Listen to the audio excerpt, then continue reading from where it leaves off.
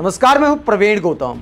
दोस्तों, भले टीवी चैनलों के आंकड़े रुझान बता रहे हैं कि एनडीए की एक बार फिर से सरकार बनने वाली है, लेकिन ये बात कतई आसान नहीं है, क्योंकि दो नेता तय करेंगे कि देश में अगली सरकार किसकी बनेगी, कौन प्रधानमंत्री बनेगा। पीएम मोदी फिर से प्रधानमंत्री बनेंगे या झोला उठाकर जाने का समय आ गया है। ये बात तय करेंगे दो नेता जो बेहिचक इंडिया गठबंधन के साथ आ सकते हैं और इंडिया गठबंधन के साथ आने में उन्हें कोई नुकसान भी नहीं है। हम आपको बताते हैं कि इंडिया गठबंधन की रणनीति क्या है और किसे प्रधानमंत्री बनने का ऑफर दिया जा सकता है और इंडिया गठबंधन इन दो नेताओं को क्या ऑफर कर सकता है। पूरी कहानी आपको बताते हैं। पहले चुनाव आयोग के आंकड़े देखिए कि अब तक के रुझान क्या कहते हैं और बीजेपी कहां खड़ी है और कौन से वो दो नेता हैं जो देश का मुकद्दर तय करेंगे, अगली सरकार का मुकद्दर तय करेंगे। ये 543 में से 543 सीटों के रुझान आप देख सकते हैं इलेक्शन कमीशन के, और इसमें भारतीय जनता पार्टी कहां पर खड़ी है, यह सबसे बड़ा आंकड़ा है। दोस्तों, ये चुनाव आयोग के आंकड़े दिखाते हैं कि बीजेपी फिलहाल 240 सीटों पर आगे है, एक सीट जीत चुकी है और 239 सीटों पर रुझानों में आगे है।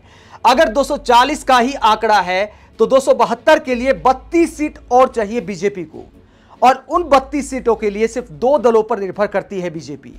वो आखिरकार कौन से दो दल हैं?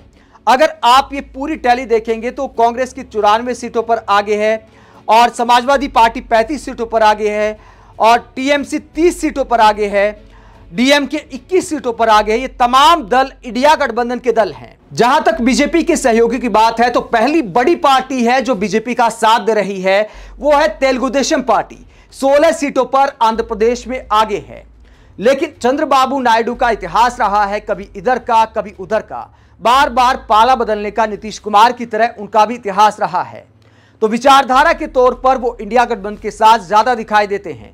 लेकिन आंध्र प्रदेश में चूंकि बीजेपी के साथ चुनाव लड़ रहे हैं, अब सवाल ये उठता है कि क्या तेलुगु देशम पार्टी, चंद्रबाबू नायडू बीजेपी का साथ छोड़ सकते हैं? क्या उनकी कोई मजबूरी है साथ ना छोड़ने की? तो एक और आंकड़ा मैं आपको दिखाता हूं जो दिखाता है कि कोई मजबूरी नहीं है। अगर चंद्रबाबू नायडू चाहें तो आराम से बीजेपी का साथ छोड़ सकते हैं, क्योंकि आंध्र प्रदेश में पूर्ण बहुमत के साथ उनकी सरकार बनने जा रही है। आंध्र प्रदेश में विधानसभा का भी चुनाव हो रहा है। कुल मिलाकर 175 सीट हैं, जिसमें तेलुगु देशम पार्टी अकेले दम पर 131 सीटों पर आगे है, यानी प्रचंड बहुमत आने जा रहा है चंद्रबाबू नायडू की पार्टी तेलुगु देशम पार्टी का आंध्र प्रदेश में।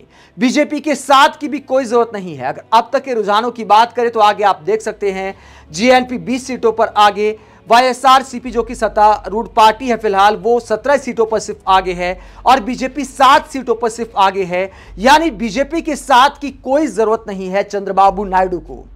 अगर चंद्रबाबू नायडू चाहें तो इंडिया गठबंधन के साथ आ सकते हैं, उनकी आंध्र प्रदेश में कोई मजबूरी नहीं है। इसके बाद जो दूसरी बड़ी पार्टी है जिसके बिना सरकार बनाना मुश्किल है, अगर चंद्रबाबू नायडू इंडिया गठबंधन के साथ आ जाते हैं और उसके बाद दूसरे नेता भी इंडिया गठबंधन के साथ आ जाते हैं, तो फिर बीजेपी के लिए बहुमत का आंकड़ा नामुमकिन हो जाएगा और उन दूसरे नेता का नाम है नीतीश कुमार। अगर बिहार के आंकड़ों पर हम नजर डालें तो आप देख सकते हैं कि जनता दल यूनाइटेड, नीतीश कुमार की पार्टी 15 सीटों पर आगे है। 16 और 15 मतलब 31 सीटें इन दो पार्टियों को आने के आसार नजर आ रहे हैं।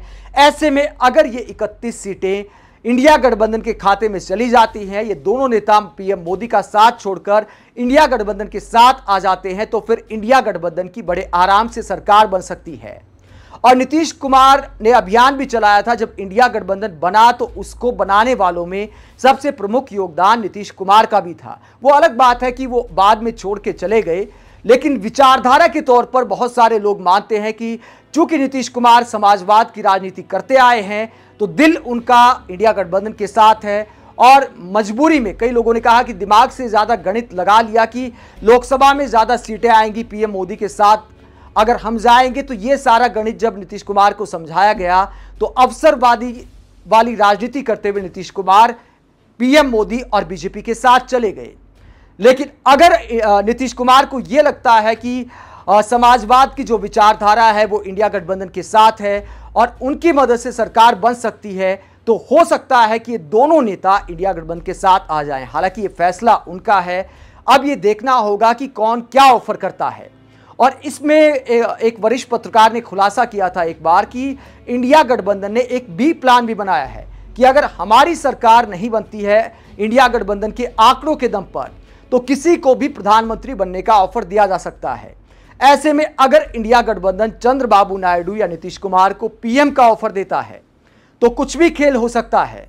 अब चंद्रबाबू नायडू भी पुराने नेता हैं, दिग्गज नेता हैं, नीतीश कुमार की भी हसरत रही है प्रधानमंत्री बनने की, लेकिन इसमें पेच ये है कि प्रधानमंत्री तो एक ही बन सकता है।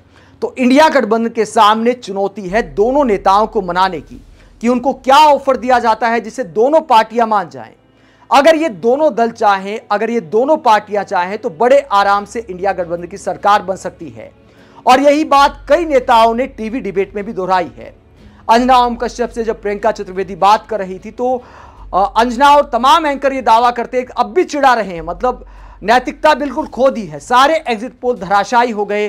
टीवी मीडिया ने जिस तरह बीजेपी का साथ दिया, उसके बावजूद अब भी चिढ़ा रहे हैं कि देखिए आपकी सरकार तो बनेगी नहीं, आप इतना खुश क्यों हो रहे हैं, सरकार तो एक बार फिर मोदी जी की बनने वाली है। तो प्रियंका चतुर्वेदी ने जवाब दिया था कि मैडम, बहुत सारे दल जो एनडीए के हैं वो मजबूरी में है, वो हमारे साथ भी आ सकते हैं। और एक तीसरा नेता भी कुछ सीटों का नुकसान कर सकता है। 2 सीटों पर आरएलडी भी आगे है। जयंत चौधरी भी विचारधारा के तौर पर कोई बीजेपी के साथ नहीं है।